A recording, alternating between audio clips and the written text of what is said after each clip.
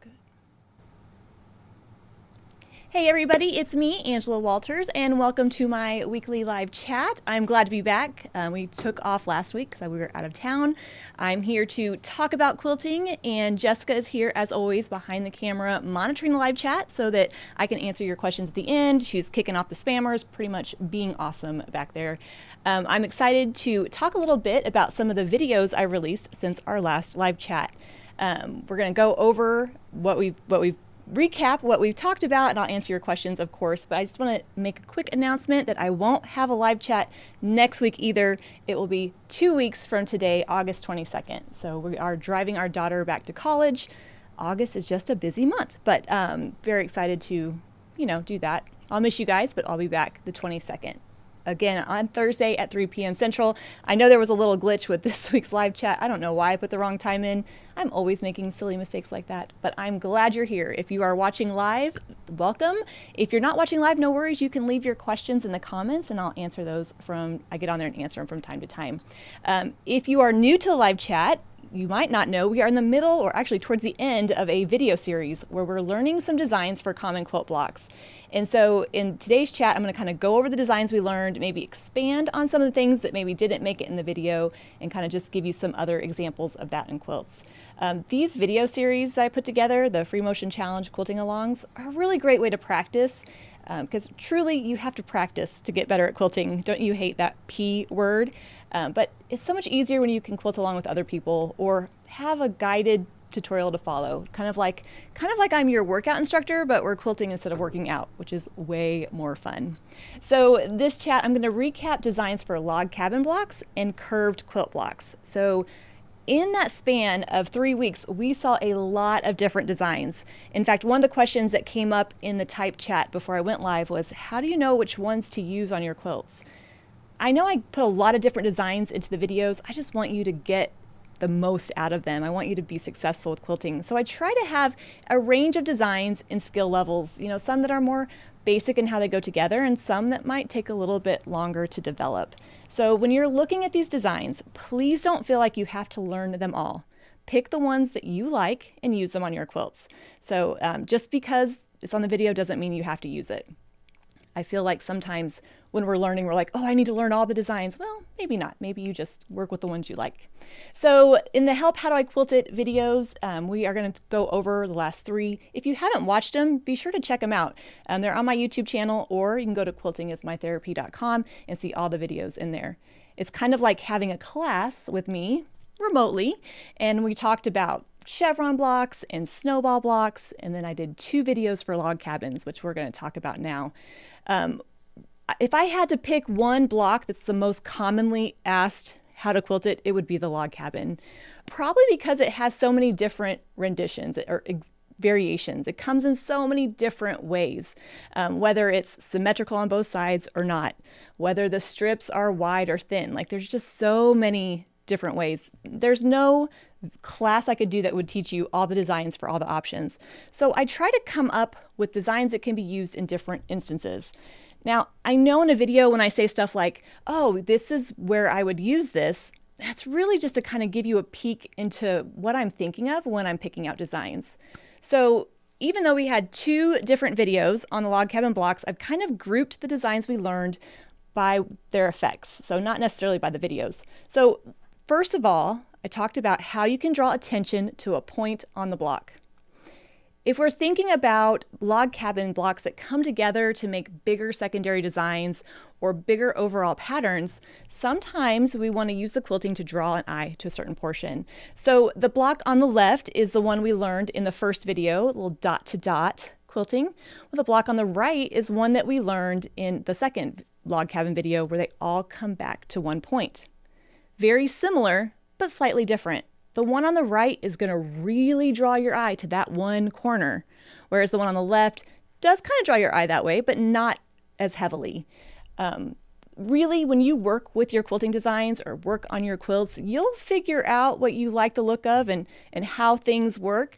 But really, these are going to be best for blocks that come together to make bigger secondary designs where I want to draw my eye to a certain point. Or if I just want something a little bit more minimalist in how it goes together. Since I'm just using reference points on the blocks, I don't have to do a lot of marking and I get the really cool effect. So really, when I'm looking at it, I'm picking the points and connecting them to it. This works for blocks of all sizes, which is really nice.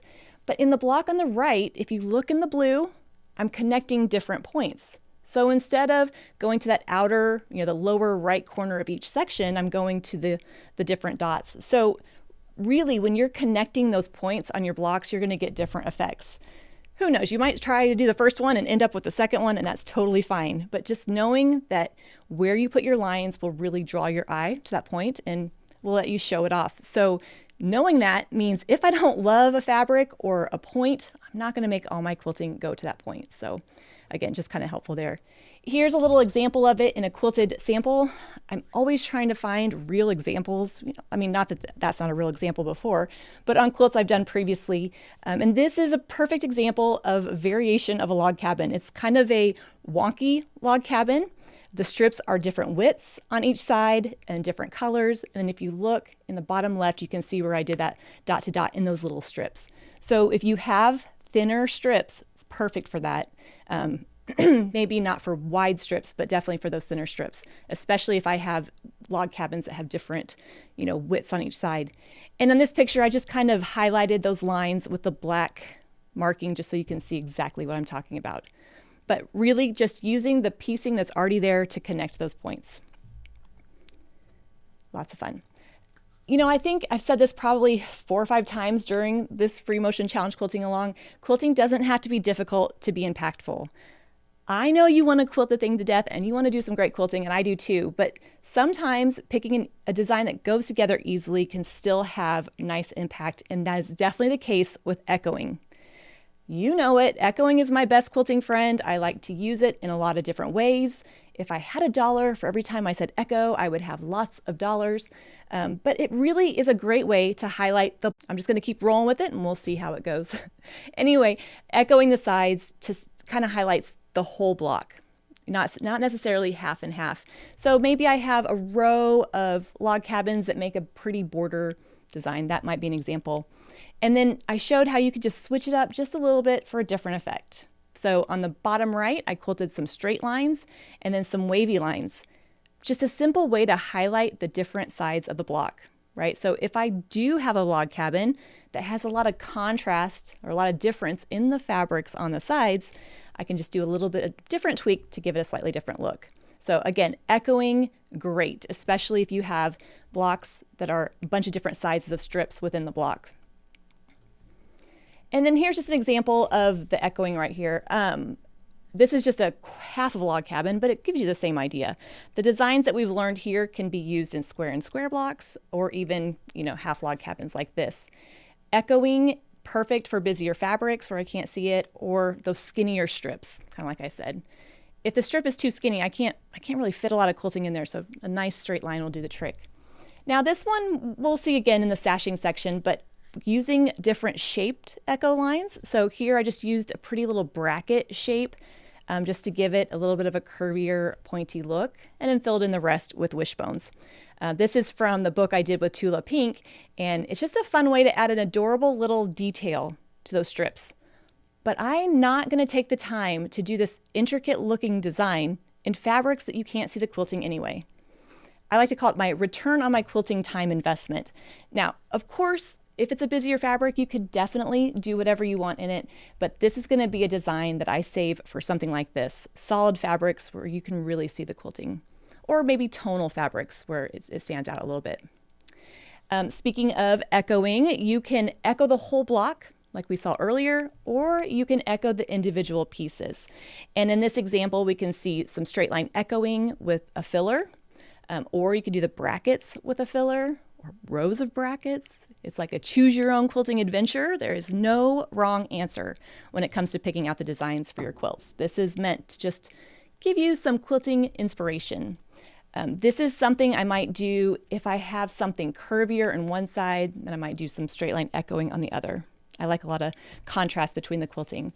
So play around with your placement of your lines. You don't have to echo both sides of the strip. You can echo just one side. You can do whatever you want.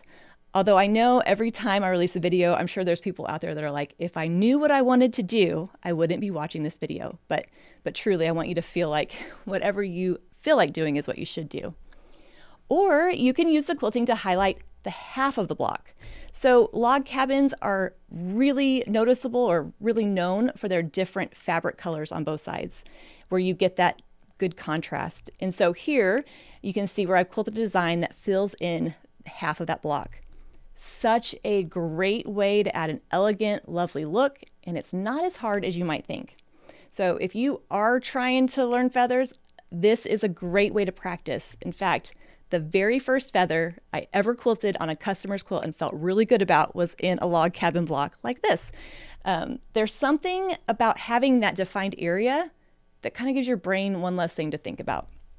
But when you want to highlight half of the block, instead of looking at the individual strips, I'm looking at that section and filling it in. So it could be that I'm doing swirls all over the blue side of that block. It could be that I'm quilting a beautiful feather in there, whatever that design looks like. Now, in the video, I showed you two kinds of feathers. The idea being, one is kind of more restrained using the piecing as a guide, and the other one just fills in that area. No matter which design you use, the hardest thing about this technique is dealing with those kind of irregular edges. It's not a perfect rectangle. Trust me, you can always come back and use echoing to fill it in. You can always add more filler. Just try to get that area filled in as nicely as possible. So this was the first one we saw where it's kind of like it's a feather motif, but it kind of fits in that area. It's not really looking at the seams in between the strips. It's just quilting that beautiful petals and then echoing to fill in any gaps. It was funny because somebody put in the type chat that once they were done, they stood back and they're like, oh, it looks so good. I promise, when you're quilting a design and your face is like 2 inches from it, you're going to see every little bit and bobble and you're going to be frustrated. But I promise, if you just keep going, when you're done and you stand back, I promise all you're going to see is that beautiful texture. I know this for a fact because I have a lot of vintage Angela quilts at home. You know, some of the very first quilts I ever quilted that are not technically quilted beautiful, but now all I see is just the finished quilt. So I'll hop off that soapbox now, but just know, it's worth it to keep going. And then on the blue side, instead of just quilting that feather motif wherever, I used the seam of the strips kind of as my spine. So a little technical difference, but a lot of the same effect. This is going to be for bigger blocks. If I have a smaller log cabin block, it's going to be really hard to fit a feather in there. And again, I'm going to put it in areas where I can see the quilting. So definitely for my more showcase or where I really want to see that kind of beautiful look. And then lastly, we kind of talked about, it's not lastly, there's one more, sashing designs. Sometimes I get in my mindset like this design is for sashing, and that's where I kind of put it in that box and I never think about it in other ways. When I look at log cabins, especially if those strips are about 2 inches, which is a really good size for a lot of those sashing designs, I can use those types of designs in those areas. So don't be afraid to pull inspiration from other areas of your quilt. For instance, if I'm quilting a boxy, meander or boxy thing in the borders, putting it in a log cabin is going to be a nice way to pull it together. You can use any sashing design or any design that you feel comfortable quilting. I showed some more geometric shapes, the boxy meander and a pointy type wishbone.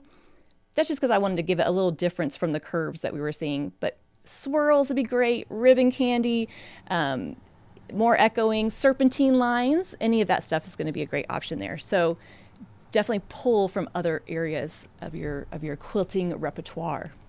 Now, one thing I kind of touched on very briefly, but I didn't get to spend a whole lot of time on it, is when the blocks come together to create bigger shapes. So in this example, I have 2 of those log cabin blocks for my panel where the green area comes together.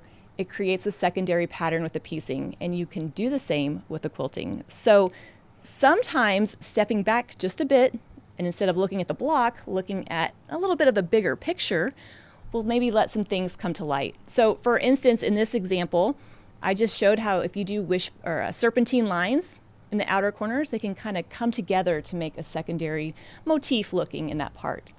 This is going to be for quilts that have my blocks creating a cool secondary design, right? Maybe all those log cabins make a big diamond or something like that. So sometimes a simple design will look amazing when used in multiple blocks, just like the serpentine line. Here's an example of that. Again, this is kind of the same block we saw a little bit ago, but where those bigger sections of the block come together, I could treat that as an area to fill in, and you can kind of see that serpentine line. This is totally subjective. It's just kind of whatever you feel like using. It's also one of an abstract kind of way. It's hard to really speak to what every example is going to look like, but just look for those secondary areas and kind of combine them to see what you can create. That's going to be especially helpful if you have blocks that are a little bit smaller. Kind of combining them and using that as your area might give you a little bit more room to work with, or when you want to quilt a big, beautiful feather in that area. Now, I didn't have a video of this. I did talk about it in the video, but you're going to quilt your element, like your feather, then you're going to use echoing and filler to fill in the rest, and then it's going to be beautiful. When we look at the individual petals of that feather, you can tell that some are smaller and some are bigger. That's totally fine. I'm just trying to make sure the whole area is filled in as completely as possible. Here's an example of that on a quilt. Again, there's that log cabin block making that secondary pattern, that kind of zigzag shape. In fact, I just real quickly made a little box so you can see the individual block. This is a perfect example of a block coming together to make that secondary pattern. I don't want to look just at that square. I want to kind of step back and see that big, beautiful zigzag. And you know, if it's big enough, I'm going to be putting a feather in it, and that's what I did in this example. So quilted the feather in that space, used echoing and filler. Yes, it's a very dense filler, but it could be whatever filler you want, and to fill in the rest of the area. So again, look to the bigger picture to see what kind of designs you can come up with. I'm going to take a drink because I'm getting a little hoarse. Here's another example, just a quick sketch out that I did. You can kind of see how that feather fills in, like where that gray area comes together, and then just some echoing in the other blocks. So a lot of fun options here to play with. But wait, there's more. This is the last one, I promise. You can mix and match the designs that we're learning. Since they all kind of fit in half of the log cabin, you can do, part of one, part of another. So really you can take these designs and create a lot of really cool effects with it. So don't be afraid to mix and match and combine. So in this example, this is a quilt I did for Tula. I don't know why I took the picture like that, but there we go. In all of the solid, dark colors, I just did a straight line echoing, and then I did different fillers in the other sections. So you don't have to do one. You can mix and match and do multiple. So we went over a lot of log cabin block designs, and my hope is that it's not overwhelming. I want you to be excited to try them, not like, oh my gosh, I can't do that. But the video I just released this week, I'm losing track of my weeks, was for curved blocks. And so this was the last of the block videos in the series. For this, I was so excited to get to kind of talk about it because curved piecing is stunning. And I think I said in the video, I would much rather quilt a curved block than piece it. But this is a great way to see some different options for those blocks. Now, in the video, I used a panel I printed or I designed to make an orange peel block. But the designs that we've learned can be used in a lot of different curved blocks. So definitely don't feel like, oh, I have to do an orange peel to learn that. One question that came up during the type chat was, which curved block design should I use on my panel? When I'm showing a lot of different options, that's, again, just me trying to give you a lot of things to pick from, but you don't have to use them all. So I would say pick one that you like or one that gets the effect that you're wanting to work with. But let's see if we can maybe give some real-life examples. So hey, there's continuous curve again. Hopefully you're not tired of it. We have seen it several times throughout this series. But continuous curve is an amazing way to quickly quilt intricate looking designs really quickly. Normally, continuous curve goes from point to point to point, but on a curved block, we don't necessarily have multiple points. We just have those two ends. You can connect dots that you create. So I just picked the halfway point on one side and quilted my curves so that they went from there. This is going to be perfect to, again, draw your attention to that center block or whatever's on the other side. This is going to be great for blocks of all sizes. So for larger curves, I might use my Smiley arc ruler, but for smaller ones, I might just freehand it.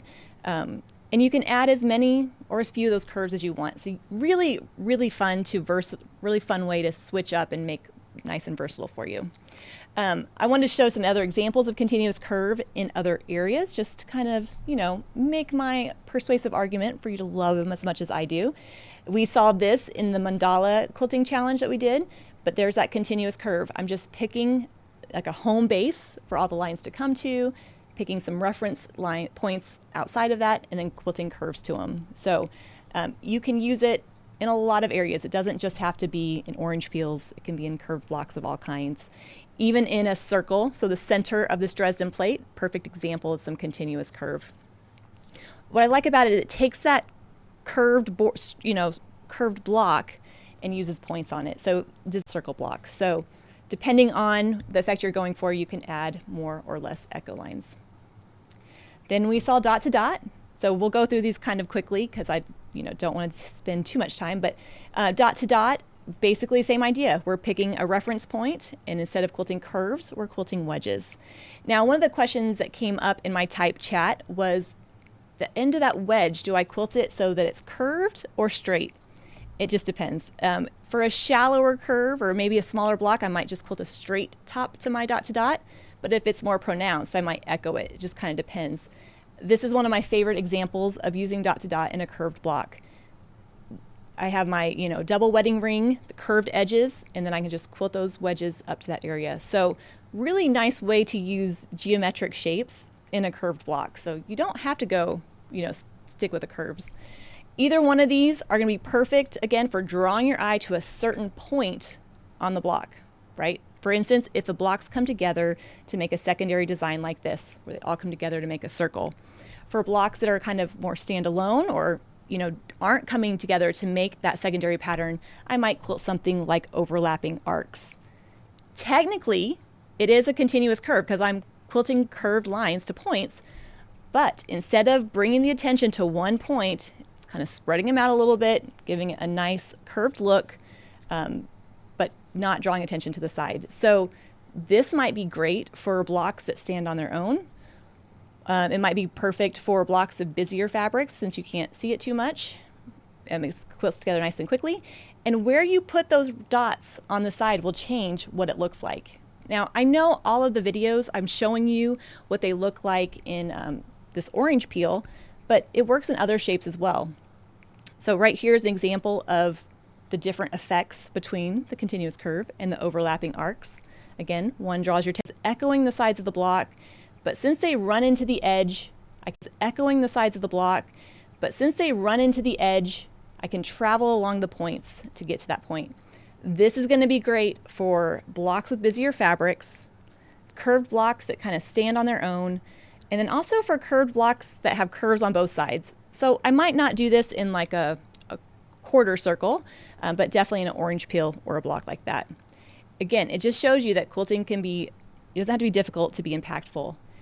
Now, depending on how far you travel along the edge or where you put those reference dots, it's going to give you a different effect. So this is the first one I quilted in a video when I was filming for the video, and I got done and I was like, oh, they did not overlap. Now it just looks like a weird hot dog. So just be aware where you put those points will determine if they overlap or not. And if they do overlap, you can add some filler on the inside or you can add multiple echo lines. Again, you can play around with that and find your preferences. Are you guys tired of hearing me talking yet? I hope not.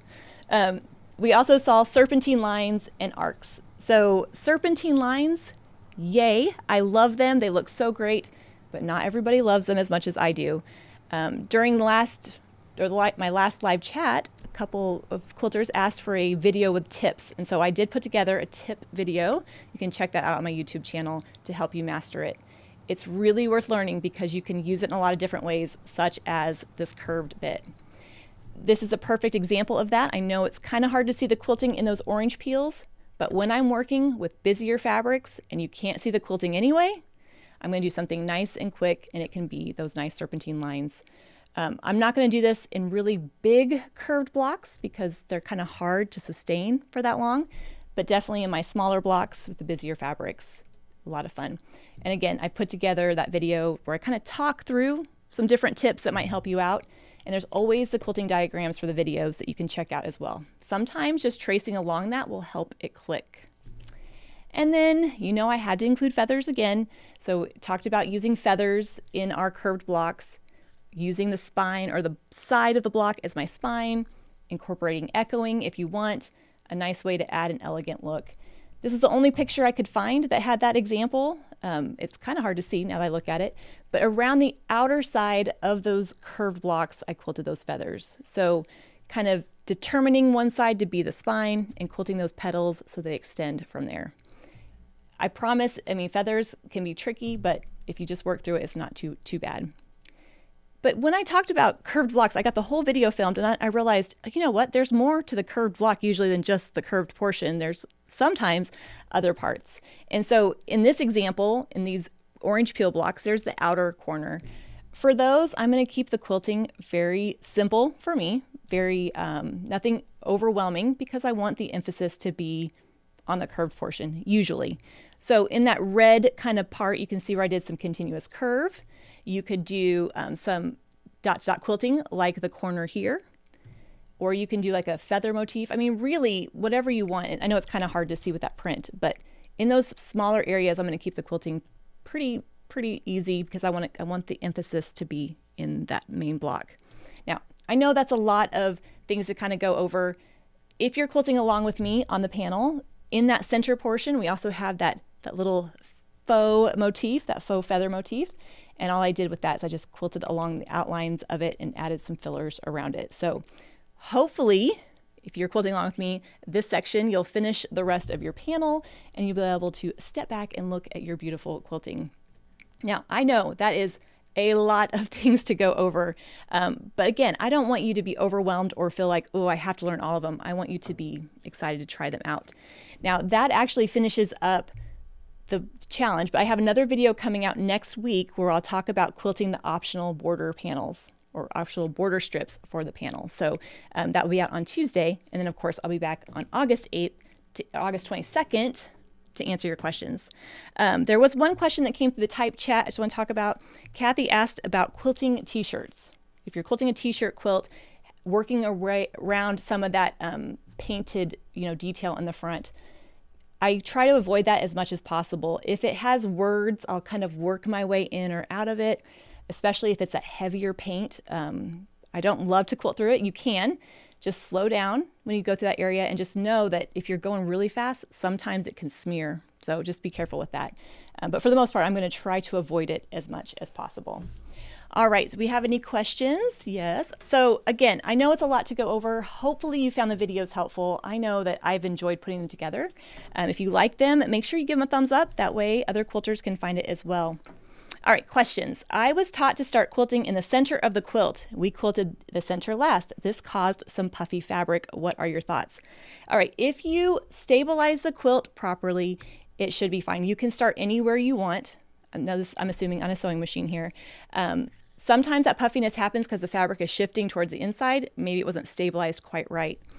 You could definitely start in the center on future quilts. You can start anywhere you want, actually. But if you want to start, on the outside and you're worried about the center, you can just stabilize that center by stitching along the seams of the block or putting some extra whatever stabilizing you're using, pins or spray, whatever it is. But ultimately, though, I promise, you wash the quilt, it's going to look great. I like to call it ruching myself, but I know some quilters don't love the look of that. Any advice for an edge-to-edge pantograph on a double wedding ring quilt?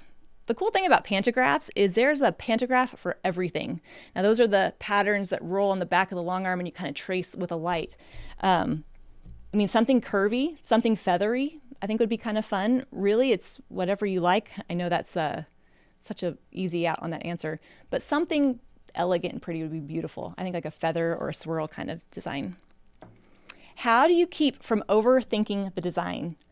Oh, it's such a thing that we do, right? We're like, oh, I just want it to be perfect. And sometimes we psych ourselves out. I like to joke that it's the starting that stops most people. So really, when I feel like I'm starting to obsess, I'm like, okay, it's time to just jump in and start somewhere.